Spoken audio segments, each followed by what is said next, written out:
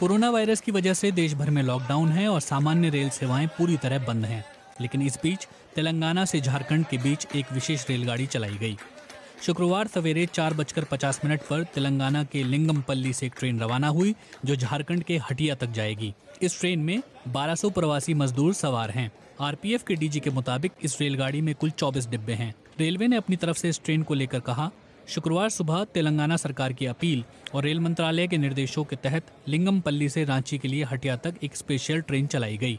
इसके लिए सभी तरह की जरूरी सावधानियां बरती गईं, जैसे यात्रियों की पहले स्क्रीनिंग की गई, स्टेशन और ट्रेन पर सोशल डिस्टेंसिंग का ख्याल रखा गया। इस तरह की ये पहली स्पेशल ट्रेन है और आगे इस तरह की ट्रेन चलाने की योजना रेल मंत्रालय के निर्देशों के आधार पर ही बनाई जाएगी। साथ ही जहां से ट्रेन निकलेगी और जहां पहुंचेगी उन राज्यों की अपील पर भी ये निर्भर करेगा।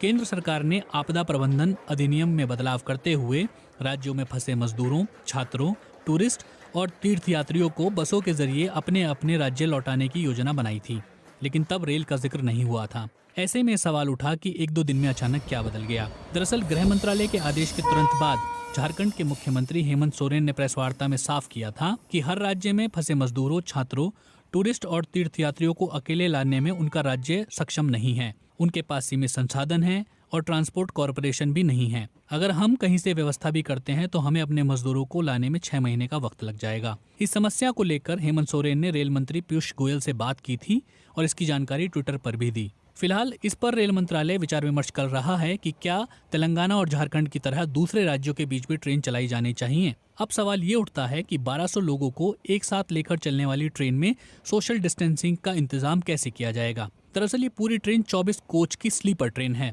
वैसे हर कोच में 72 लोगों के बैठने की व्यवस्था होती है, लेकिन इस स्पेशल ट्रेन में एक कोच में सिर्फ 50 लोगों को बैठाकर ले जाया जा रहा है। ट्रेन की शुरुआती तस्वीरें समाचार एजेंसी ANI ने भेजी हैं, जिसके मुताबिक ट्रेन के डिब्बों में मिडल बर्थ नहीं है।